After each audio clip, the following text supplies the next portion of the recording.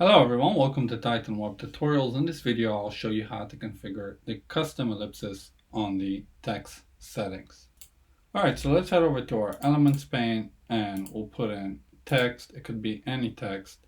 In my instance I'm just going to select a paragraph, and what I will do is grab a very long text and we can map this in from Salesforce, and the ellipsis mode is designed for that.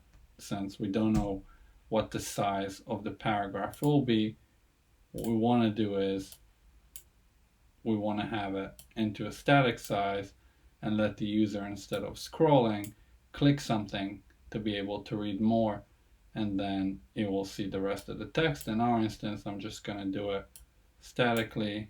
Let me just make this a lot smaller, and I'll head over to the paragraph settings, interactivity, and I'll say ellipsis mode, and let's just see what this does, and then I'll show you the custom ellipses. So I'll save this, I'll hit the preview, and I'll click on the read more, and now we get our entire text on that paragraph.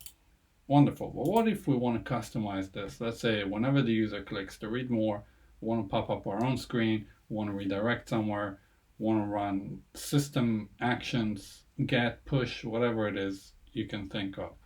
And for this we have the custom ellipses.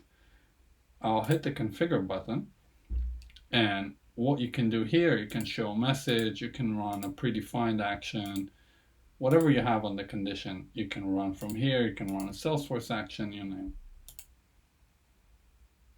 Okay, let's remove the predefined, and in our instance I think most use cases would be for redirect open Modal, and I'll click the configure and let's redirect. You can redirect anywhere from any field you have on the system, like a parameter or anything else. You can grab the URL from there. In my instance, I'm just going to do it statically, so I'll say redirect URL other, and I'll redirect to the page where I grabbed the text from. Now we can select how we want to open this page, either in the actual window that we're in the parent window, if we have it embedded in a blank window, which will open a new tab, or in a Modal, which will pop up a window. So let's start with blank, and we can also pass in parameters. So let's say if you map this from Salesforce, let's say you got this from an object and you want to show a screen just for that, so you can map in the ID, like if you had an account here or any other object, you can map in the ID to your other form or to your other Titan web project, and from there you can show up the screen with the parameter mapped. So very powerful. In my instance, I don't need to set any parameters. I'll hit apply, and let's see how this behaves.